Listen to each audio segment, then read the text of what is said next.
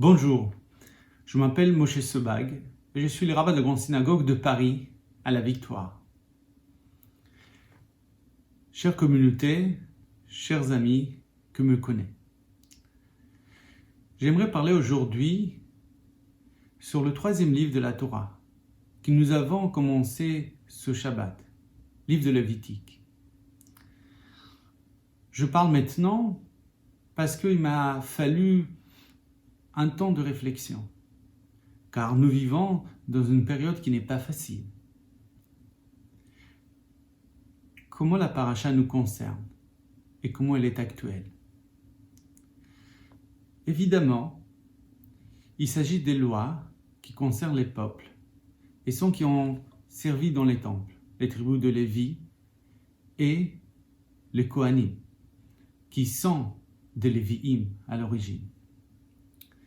Je n'aimerais pas rentrer dans les détails des différents sacrifices de Holocauste, ceux que nous avons apportés dans les temples ou dans les tabernacles. Évidemment, aujourd'hui, à la place des sacrifices, nous prions Dieu. Et ce qui est important, car Dieu demande notre attention, véritable attention du cœur. Lorsque l'homme est allé avec son offrande dans les temples, parce qu'il voulait remercier Dieu, ou il voulait demander pardon, car il a fauté. Ce qui était important, ce n'est pas l'offrande, c'était son intention.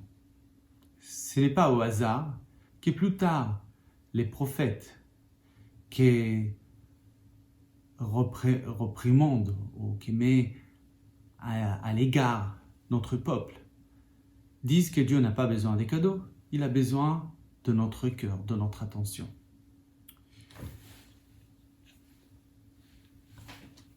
Mais aujourd'hui, j'aimerais développer le sens de notre responsabilité, de chacun et de chacune, notre rôle dans ce monde, à travers notre paracha évidemment. Je commence par une petite histoire. Pendant la Deuxième Guerre mondiale, un homme qui est appelé Viktor Frankl, un psychothérapeute, qui a développé sa théorie dans les camps d'Auschwitz pendant 3 ans. Il a essayé de donner aux gens l'espoir. Comment? En leur enseignant qu'il faut trouver un sens à la vie. L'homme cherche un sens, une signification. Pourquoi il est là? Quel est son rôle? Avec le gens qui étaient autour de lui, les déportés qui étaient autour de lui, il a essayé de donner des espoirs pour avoir la force de vivre, en leur disant, dites qu'est-ce que vous aimeriez faire, pourquoi vous êtes là. Un homme qui a imaginé ou qui a vraiment pensé qu'il n'a pas encore terminé d'écrire ses livres.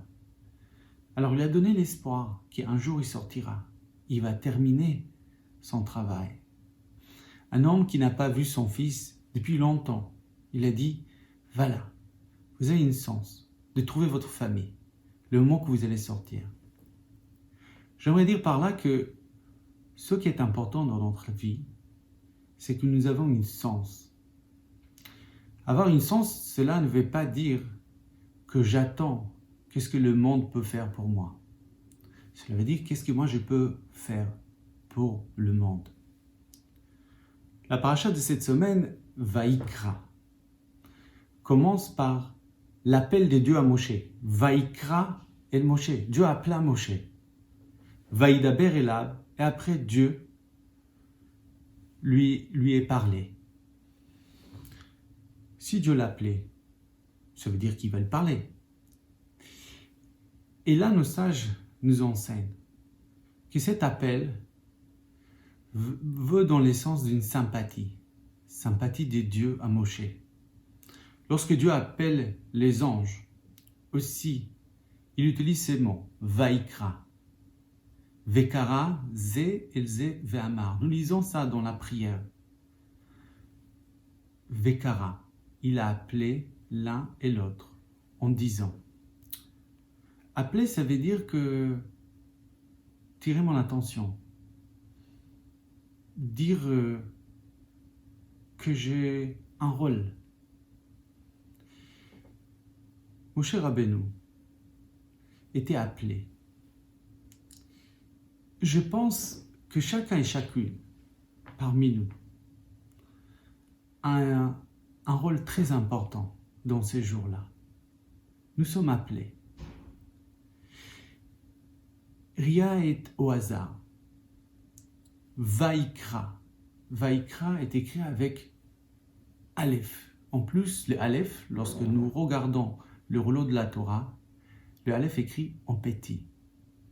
On dirait qu'on ne la voit pas. Elle est muée, ce Aleph.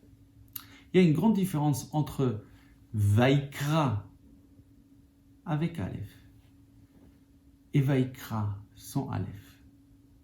Lorsque je lis Vaikar, cela veut dire le hasard.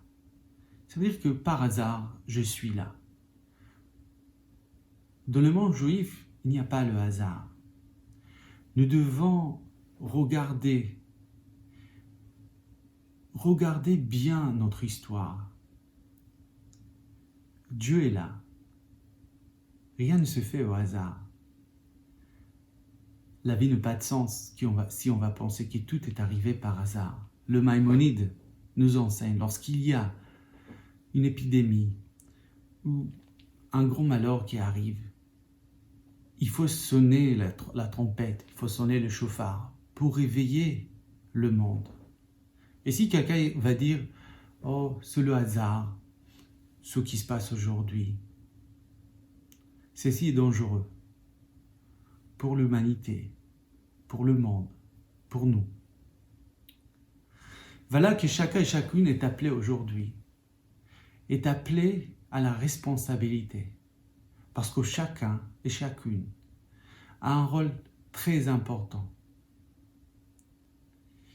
Mettez à l'œuvre ce que vous êtes au sein de votre famille, de notre société, car c'est ainsi qu'on pourra aller vers les jours meilleurs. Je souhaite à chacun et chacune bonne semaine, car je suis sûr et certain que nous allons surmonter cette épreuve. Mais il faut avoir la conscience. Rien est au hasard. Il ne faut pas prendre comme ça la vie. Homme heureux, c'est quelqu'un qui essayait de satisfaire sa vie momentanée. Mais un homme qui a une sens, c'est un espoir. Alors remplissez-vous d'espoir. Merci encore et bonne semaine.